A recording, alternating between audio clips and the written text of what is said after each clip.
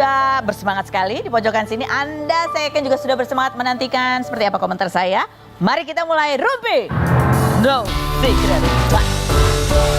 Daniel juga di pojok sana sudah bersemangat sekali. Ini berkaitan juga dengan berita yang menjadi perhatian nasional ya, terkait pencabutan laporan dugaan KDRT yang tadinya dilaporkan oleh Lesti kepada Bilar kemudian dicabut ya. Hari ini kita mengundang juga pakar yang biasa menganalisa micro expression, Mbak Poppy Amalia, untuk membaca apa sih sebetulnya yang tersirat di balik ekspresi-ekspresi kecil pada saat Lesti memberikan keterangannya tadi pagi ya, gitu ya, tadi pagi, dan juga gesture-gesture lain di sepanjang wawancara pasangan itu, gitu ya. Sama ada Iis Dahlia di sini, ibunya anak-anak. Tapi kita kebacokan dulu untuk membahas berita-berita yang hot, baik yang datang dari dunia nyata maupun dari dunia maya. Oke, baiklah. Ini ya, yang pertama ini yang menjadi ramai perbincangan adalah setelah Lesti pada saat tuh kemarin itu, aduh itu drama sekali ya gitu ya. Aku yakin banyak orang yang kemudian langsung nge-tag tuh ketika Bilar polisi menggelar press conference, Rizky Bilar menggunakan baju orange begitu ya. Semua langsung gini, udah pakai baju orange gitu-gitu. Tiba-tiba di tengah press conference, di tengah press conference itu, di tengah keramaian wartawan sampai hampir nggak ngeh, itu datanglah Lesti ya. Ini ekspresi wajahnya Bilar. Ini gede banget ini ya. Ini terlihat ya Mbak Poppy ya, marah ya dia ya. Kayaknya diduga ada kemungkinan dia kesal. Mana sih Lesti kok nggak datang-datang gitu ya misalnya.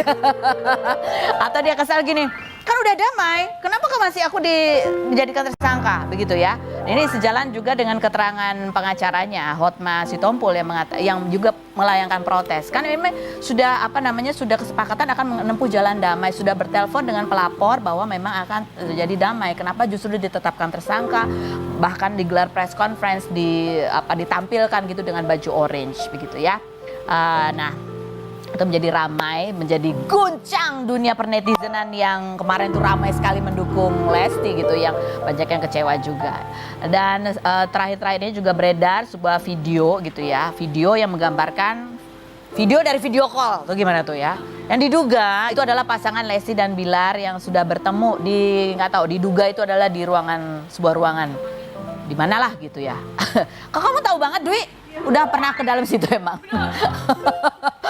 Itu reporter kita kemarin. Coba kita lihat videonya seperti apa sih gitu ya. Kalau dari kerudungnya sih ya mirip dengan kerudung Lesti waktu datang kemarin malam. Kita lihat yang berikut. Itu gambar yang tidak terlalu jelas gitu. Sebenarnya kita tidak bisa menyimpulkan apa-apa dari situ gitu ya. Tapi kalau dijadikan satu dengan keterangan pengacaranya Bilar mengatakan bahwa Lesti datang menangis, pelukan, mereka berdamai, saling memaafkan gitu ya. Itu jadi seperti saling melengkapi begitu. Nah, sekarang kita menuju ke statement dari pengacaranya Rizky Bilar yang sempat kesal ya, tadi malam itu sempat kesal, dan hari ini jadi datang nggak sih jam 10 pagi tadi Hotma? Nggak tahu ya. Mengatakan bahwa dia kecewa sekali. Kenapa? Kok ini kan udah disepakati akan ada pencabutan laporan, akan diselesaikan secara damai. Kenapa masih ditetapkan sebagai tersangka dan bahkan digelar press conference dengan Bilar menggunakan baju orange? Coba kita lihat statementnya Hotma Sitompul berikut ini. Bang Hotma barangkali akan lebih kesel lagi kalau lihat postingannya Hotman Paris. Coba kita lihat postingannya Hotman Paris. Hotman Paris pada saat berita Rizky Bilar ditetapkan sebagai tersangka itu sempat posting begini. Coba kita lihat. Mana postingannya? Kok bisa nggak ada sih? Kan itu aku order posting. Jadi emosi nih. Tuh ada tulisannya, dia mengutip berita Rizky Bilar jadi tersangka. Terus captionnya Hotman Paris adalah, ini gimana nih pengacara barunya gitu. Maksudnya itu kan. Itu pertempuran lama. Itu adalah cerita lain begitu. Oke. Kok nggak ada sih? Kan aku udah pesen tadi. Oke, baiklah, kita menuju langsung ke pernyataan Lesti. Alasannya kenapa memutuskan untuk mengambil jalan damai, mencabut laporan.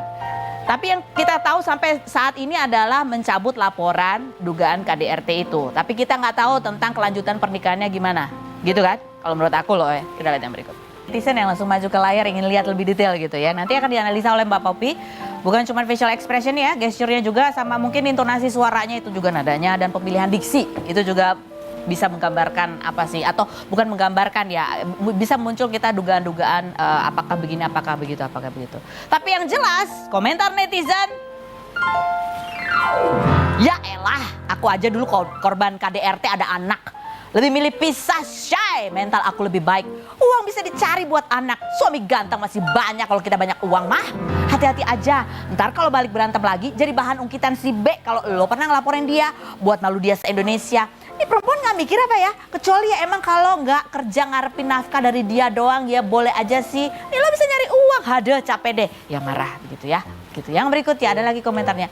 Kalau anak jadi alasan harusnya dari awal lapor ke Pak Polis udah mikir dampaknya pasti ke anak.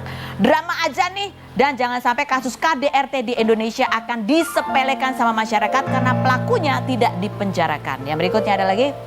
Besok kalau di apa itu? Lagi udah biarin aja, jangan kasih panggung, capek we jadi netizen katanya gitu ya. Banyak juga orang yang akhirnya menjadi bercandaan bahwa se-Indonesia di prank begitu ya oleh kasus Lesti dan Bilar. Ada yang bilang ini jangan-jangan settingan dan lain sebagainya.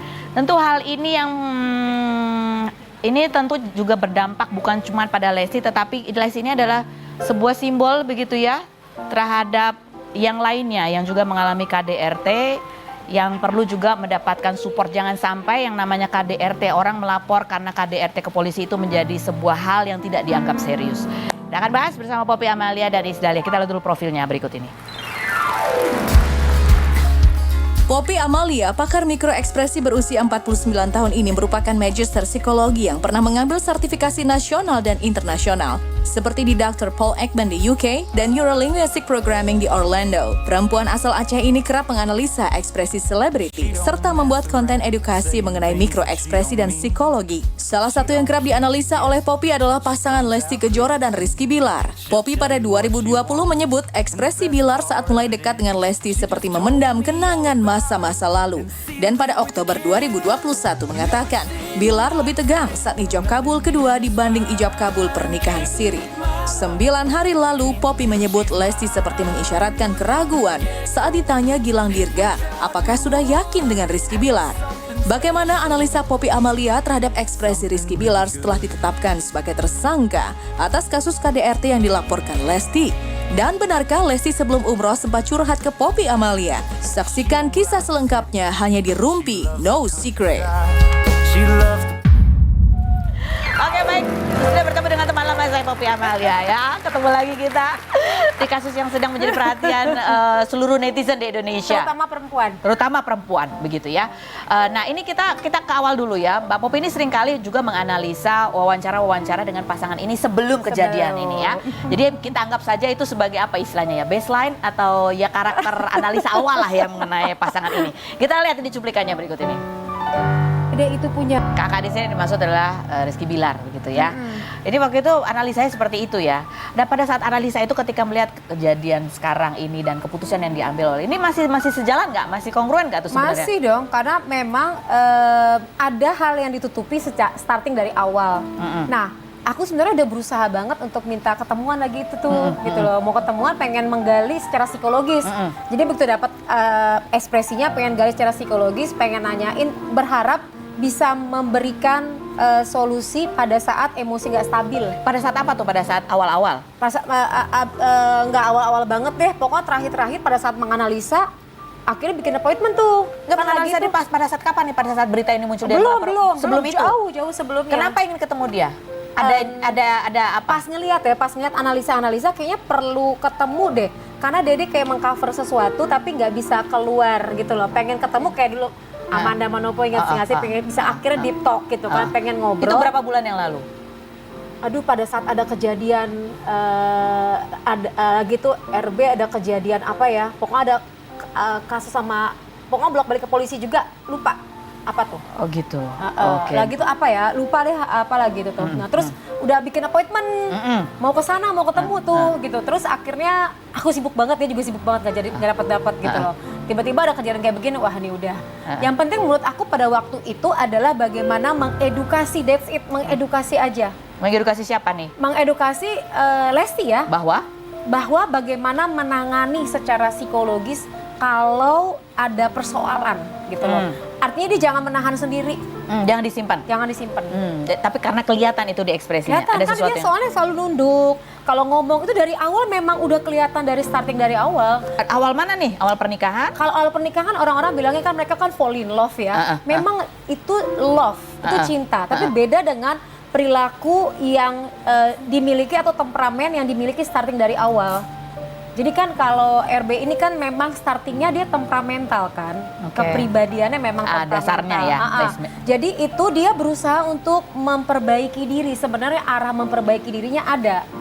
Gitu loh. Dia memang berusaha banget untuk bisa lebih sabar pada saat starting ketemu dengan Dede. Jadi lebih baik gitu. Udah berusaha. Tapi berusahanya itu kan perlu ada orang profesional yang mendampingi. Nggak bisa orang tuh berusaha sendiri dengan cara aku kan lebih sabar, aku kan lebih banyak mendengar, aku kan A, B, C, nggak bisa. Dia butuh profesional untuk melatih perilakunya. Karena itu perilaku yang sudah dibentuk dari seusia dia lah. Ya, gitu ya. Karena polanya itu kalau kita ngelihat dari starting ada beberapa video kan kita lihat ya. Lagi ada sebuah situasi, ada meja biliar gitu kan, lihat kan? Emosi yang mukul itu. Lagi main, balik, lempar. Tapi kalau kita lihat apakah itu gerakannya spontan? Spontan. Itu gerakannya spontan. Kenapa aku bisa ngomong spontan? Karena nggak seimbang. Habis dia balik nggak seimbang, jatuh gitu kan.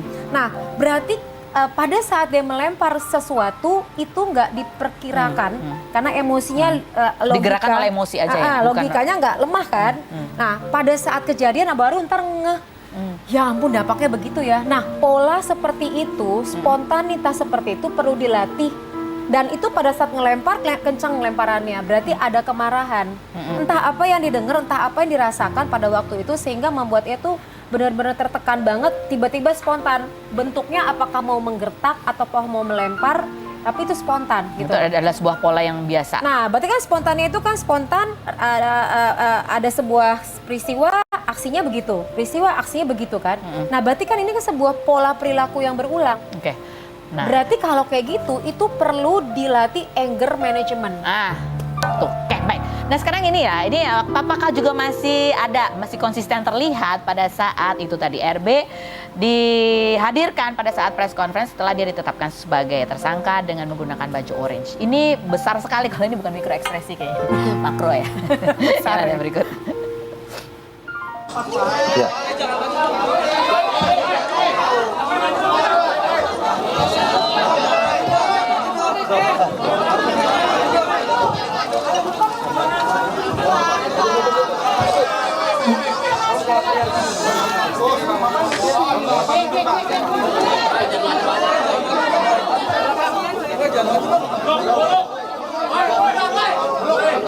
Coba suaranya ya, teman-teman ya.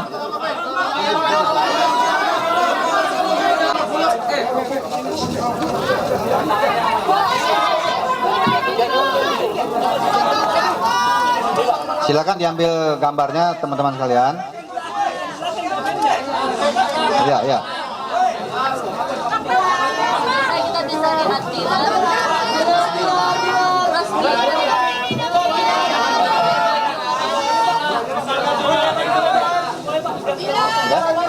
Oke ya, kalau udah silakan penyidik dibawa ke dalam lagi. Oke, tadi Mbak Popi minta di-cut itu pada saat di awal ketika dia menunduk kemudian melipat bibirnya ke dalam. Ya, kalau kita lihat di sini ya, itu posisi awal-awal datang, kemudian semua mata kan tertuju kepada dirinya ya. Kemudian dia dibisikkan oleh seseorang di 1.08 ya, untuk berbalik. Kenapa perlu berbalik? Untuk memperlihatkan bahwa ada tulisan tahanan. Jadi bahwa polisi telah melakukan semua tugasnya dengan baik gitu kan. Nah pas balik itu kemudian diminta untuk membuka masker. Nah pada saat membuka masker, respon yang luar biasa dari wartawan itu menstimulasi pikirannya, akhirnya menunduk. Menunduk itu karena dia tidak sanggup melihat. Bayangin aja biasanya kan RB sangat dieluk-elukan, tiba-tiba saat ini semua mata dan itu ada teriakan-teriakan woi woi woi seperti itu tuh. Itu kemudian mainkan mulutnya. Mulutnya tuh sampai di meneludah beberapa kali, adanya kecemasan, matanya juga berkedip-kedip, kecemasan juga, nunduk lagi. Berarti kecemasan dicampur alisnya juga menukik tajam, itu menggambarkan adanya kemarahan, kesedihan. Dan akhirnya tiba-tiba kayak sedih banget, jadi kayak bercampur antara sedih, marah, kemudian nunduk lagi. Kemudian pandangannya kosong. Nah itu tuh jadi perasaan yang bercampur aduk itu dominannya adalah kemarahan. Dominannya kemarahan. Jadi ada kemungkinan, ada banyak kemungkinan apa yang membuat dia marah gitu ya. Ada dugaannya satu adalah ya karena dia biasa dilulukan, sekarang kondisinya berbeda. Yes. Kemudian juga biasanya menghadapi wartawan dengan pertanyaan yang berbeda. Ini dia sebagai istilahnya seperti sudah dihakimi begitu. Ada kemungkinan seperti itu. Tapi kita juga perlu lihat lagi, ini kan mereka mendapatkan restoratif justice ya, di mana semua proses akhirnya bisa berdamai, mengambil kesimpulan dan itu sudah dilakukan di siang harinya. Gitu loh, siang harinya. Sudah ditetapkan sebagai tersangka kan? Kan tersangkanya kemarin ya? Tersangkanya kapan sih? Kemarin malam kan?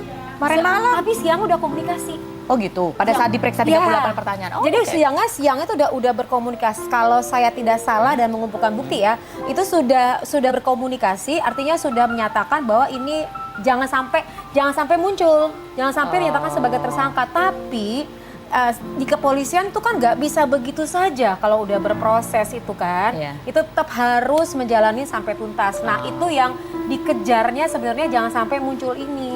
Jadi ada kemungkinan juga dugaan bahwa kemarahannya itu muncul karena dia merasa kok akhirnya dimunculkan sih gitu. Sudah damai, kenapa masih seperti itu bisa gitu jadi loh. seperti itu Ya ya. jadi ini penyebab adalah kemarahan yang teramat sangat, kenapa sampai diperlihatkan. Saya khawatir kalau kemarahan yang teramat sangat dengan kondisi yang temperamental ini mereka rujukan ya. Mereka kan bersatu kembali ya. Belum tahu. Tadi Lesti mengatakan satu-satu dulu. Ini masalah hukumnya dulu dia akan cabut laporan, tapi mereka masalah tidak pernikahannya. pernah rujuk karena mereka nggak pernah berpisah. Hah, gimana? Jadi ada statementnya dari Lesti bahwa jangan berbicara mengenai rujuk karena mereka nggak pernah berpisah. Jadi saya cuma membayangkan situasinya adalah dengan kemarahan yang dimiliki ini malu sekali. Ini bukan apa-apanya, tapi ini malu sekali. Jadi kalau misalnya nggak dihukum juga, ini rasa yang mendidih banget. Yang jelas mereka berdua harus diedukasi dan dibawa ke psikolog secepatnya. Dan sebaiknya saran dari saya kepolisian maksudnya boleh merilis gitu, mereka boleh bersatu kembali karena memang itu yang terbaik. Oke, bersatu kembali. Tapi cuma harus ada lanjutannya. Statement bahwa ada sebuah keterangan itu harus ditindaklanjuti dengan adanya pendampingan secara psikologis sampai tuntas. Saya setuju itu. Itu penting sekali ya. Yang berikut kita analisa Lesti ketika memberikan keterangannya terkait dengan tindakannya mencabut laporan. Kalau dari pilihan katanya ketika dia menyebut pertama kali suami saya ada jeda ya, kayak dia bingung ya mau nyebutnya apa gitu. Gitu nggak sih dugaan aku ya, ada kemungkinan seperti itu memang atau pada saat jedanya itu kita kelihatan bahwa alasannya karena semua orang juga. Ya kan pada saat mau bicara alasan tuh jedanya lama. Gitu loh. Dia juga cukup lama tuh sampai akhirnya menjawab ke anak. Kenapa lama? Karena mengambil data yang tepat. Karena banyak Dede ini pada saat pelaporan itu kan banyak orang yang mensupport ya maksudnya ya. Itu kan tiba-tiba banyak perempuan-perempuan di belakangnya Dede yang berdiri stand for Lesti gitu kan. Dan Dede adalah orang yang dinyatakan sebagai simbol bahwa perempuan jangan speak up gitu loh. Ayo speak up. Nah sebegitu Dede muncul tidak bicara kemanapun langsung lapor ke polisi. Semua perempuan yang mengalami KDRT bicara di situ. Oke, kita nggak bisa diam. Kita harus menjaga tubuh kita punya hak atas diri kita, semuanya akhirnya bergerak gitu kan. Dan pada saat kita mencari di Google pencarian itu nomor 1 pada saat kasusnya Dede ini adalah KDRT. Nah buat saya adalah sebuah edukasi yang baik banget buat seluruh masyarakat karena pencarian nomor 1 bukan kasusnya Dede tapi KDRT. Jadi side effect-nya itu adalah KDRT yang mengedukasi masyarakat. Tiba-tiba pada saat sebuah kejadian ini dan ini memang yang terbaik menurut Dede adalah bersatu kembali, maka menyebutkan kata anaknya itu agak hati-hati gitu loh. Karena mungkin harus berpikir banyak secara masyarakat. Jadi ada luas. banyak kemungkinan dugaan dari jeda yang ketika dia mau menjawab alasannya adalah anak ya, dia mengumpulkan data berpikir karena ya itu bukan berarti dia berbohong, tetapi dia memikirkan resikonya ketika dia mengatakan A atau B atau C, atau ada kemungkinan juga dia lagi mengolah informasi atau dia lagi menimbang gitu, yang mana duluan yang harus diucapkan, apakah alasan anak atau alasan kan orang tuanya sudah memaafkan gitu kan. Tapi baru yang kedua itu ada statement yang menarik, jadi menyadari bahwa Perbuatan. beliau itu sudah menyadari perbuatannya. Heeh. Itu merupakan hal yang penting ya. Iya. Yang kedua buat Dede bahwa itu menyadari itu hal yang penting gitu. Iya. Kemudian baru memegang Bapaknya. posisi sebelah kiri ya. dada Berarti bapaknya apa gini. ya? Paru-paru ya lebih tepatnya ya. Memegang paru-paru atau kalau dada kan sebelah sini Iya. jantung ya, ini sebelah sini. Paru-paru. Ada kendala apa dengan paru-paru ayah? Oh, oke. Apakah ada sakit tertentu? Saya tidak tahu, tapi yang jelas dielus-elus di bagian dada di situ dan dielusnya cukup lama karena itu 3 hal yang dikhawatirkan ya. Jadi dielus-elus itu, dipegang sebelah sini. Dipegang tuh. Pegang tangannya, kemudian dielus. Ini apakah tanda seperti itu atau sebenarnya ingin apa istilahnya menenangkan bapaknya Iya, atau bisa ingin mengambil menenangkan. alih reaksi bapaknya? Menenangkan, saya tidak tahu, mungkin ya ada berbagai Ada macam berbagai dugaan ya aspek dari ya gesture. gitu, agak berbagai macam aspek. Oke, ya karena memang namanya micro expression, gesture itu bukan sebuah judgment Yes, gitu ya. nggak langsung Tapi itu justifikasi. adalah kita membaca reaksi dari sebuah aksi ya, entah itu suara, entah itu ketemu orang Ya. atau apapun itu.